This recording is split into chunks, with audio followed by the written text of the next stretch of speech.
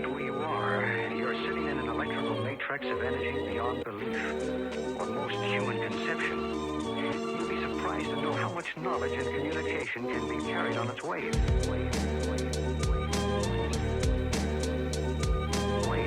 Welcome to Mindscritcher for reframes that hit the spot where we break out of the self-imposed prison of the mind. Today we're going to talk about the kind of pain that feels especially personal. The kind that doesn't just happen to you, but seems to spread about you. It's not just the betrayal behind your back, it's the whispers, the changed energy when you walk into a room, the sudden distance from people who once smiled in your face. You start to notice it slowly, or sometimes all at once. Conversations feel different, people feel different, and you're left wondering, what was said about me? Why are they acting like this? How did things shift so quickly? This is the reality of a smear campaign. And if you've experienced it, you know. It can feel isolating, confusing, and even disorienting, because it doesn't just attack your reputation.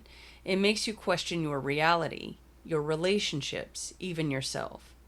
But what if I told you that what feels like an attack on your identity is actually revealing something far more important?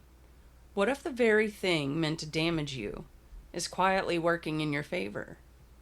Not in the way it feels at first, not in a way that makes it easy, but in a way that over time becomes unmistakably clear. Because sometimes what's being exposed isn't you. It's everyone who was never truly for you. Today we're going to begin looking at something that sounds almost impossible at first.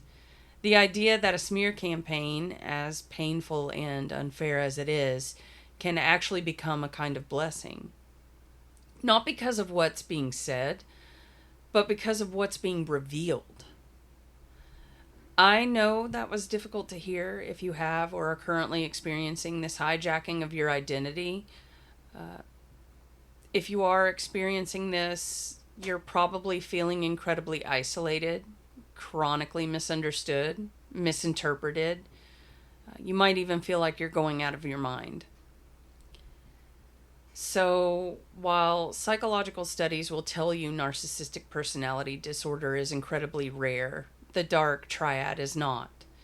The dark triad, comprised of narcissism, Machiavellianism, and psychopathy, is surprisingly common. In fact, 1 in 14 people show significant everyday tendencies, and 1 in 6 people exhibit significant narcissistic traits or personality styles. These individuals display high entitlement and low empathy, with low agreeableness as the strongest correlate. Simply put, we all know one. So, with all these maladaptive personality traits, how do people like this seem to be so adept at recruiting what is commonly referred to as flying monkeys to assassinate the character of a mutual friend, a family member, a business associate, or even a complete stranger? The answer is simple: charisma. But you already knew this. You experienced their charisma firsthand. You were manipulated into believing the person you prayed for entered your life. Well, until you caught a glimpse of what was behind the charismatic mask. And that, my loves, is why you are a threat. Your truth, your voice, threatens the carefully crafted public persona. So Lex Luthor here has to get ahead of the game, because he or she doesn't want everyone to know they are actually the villain. They are the threat. They are the proverbial snake in the grass. And if you've experienced this, you know the strategy. They have conversations on the side with everyone around you and everyone even slightly in proximity to you to lay the foundation. So if you were to speak up, no one will believe you. The topic of choice always seems to involve calling the victim's mental state and stability into question. This person carefully places their own maladaptive and secret traits onto you. Listen in amazement as the person that made you feel like you had to walk on eggshells tells everyone about your emotional volatility. The person you spent years trying to recover from substance abuse tells everyone you are the worst of addicts. The person that scared you so badly you disassociated tells everyone they are terrified of you. The person you watch steal from their employer and customers with a smile on their face calls you a thief and untrustworthy. The person that would spend their last dollar on illegal substances tells everyone you are bad with money. The person caught cheating calls your faithfulness into question.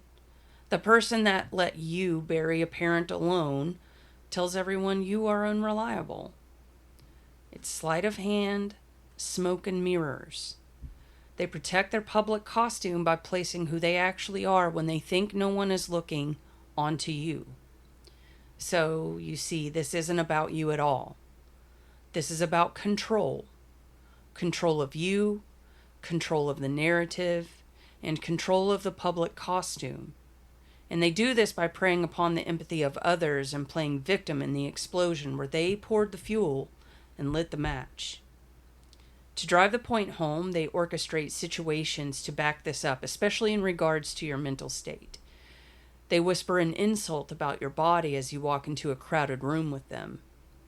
They outright deny undeniable reality in regards to situations and conversations, even with a written record. They tell you you are their world, even though everybody talks about how they hate you behind your back. And this is to try and get you to explode emotionally so they can say, "See, I told you they were crazy." When you're in the middle of it, it's the worst thing in the world because it is public betrayal, abuse, and humiliation on a massive scale. I was shocked how willing complete strangers were to join the ranks and do things such as call my employers to try and get me fired from my job, or to stalk new romantic interests and attempt to sabotage them before they could really start.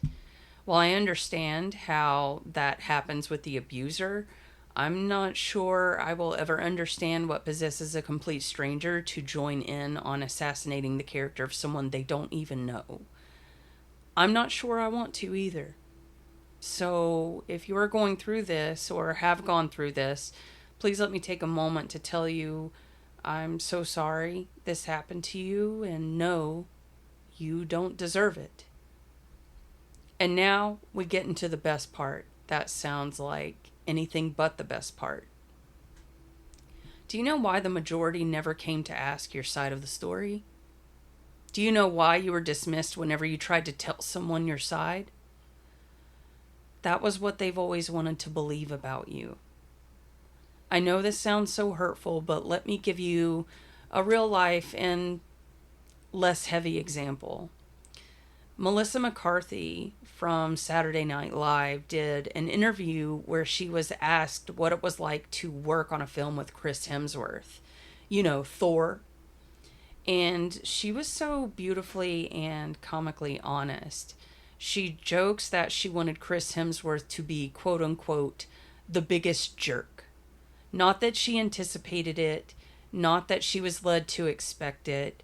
No, she wanted him to be a jerk because she felt it was unfair to be that beautiful, talented, and then on top of that, be a pleasure to be around. I know this might be hard to believe, but there are people that think this same way about you.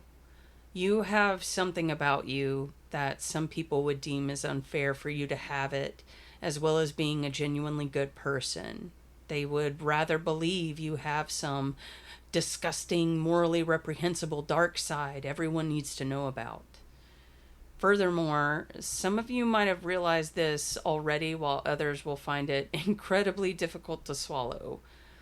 This attempt to destroy you socially, emotionally, financially, and maybe even professionally will have the most beautiful and unintended consequences for you. The moment this person decided to do this to you, they blessed you that day, and here's why. In one fell swoop, every pretender, every snake hiding in the grass of your life is now exposed in broad daylight for you to see where you couldn't see them before. You know who they are now, and you know they no longer should be in your life. You know there is no point to waste another second of your time or your energy on defending yourself to these people. You're not going to change their minds.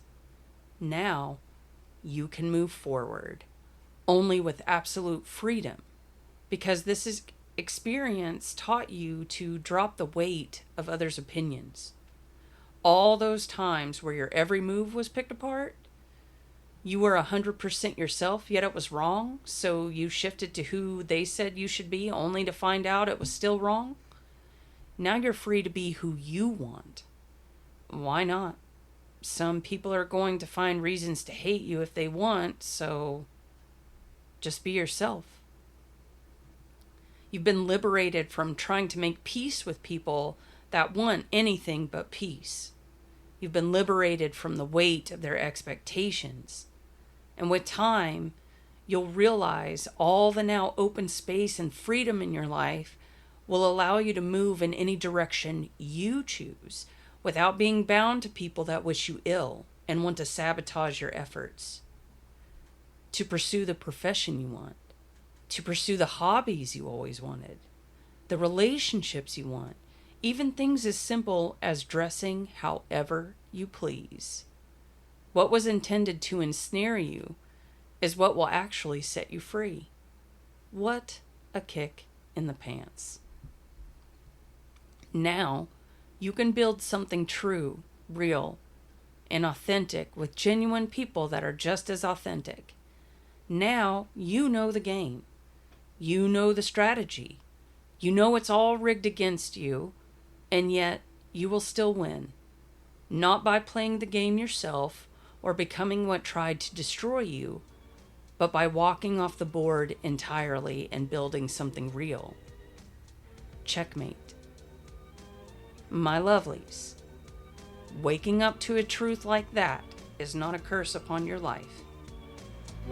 That is a blessing.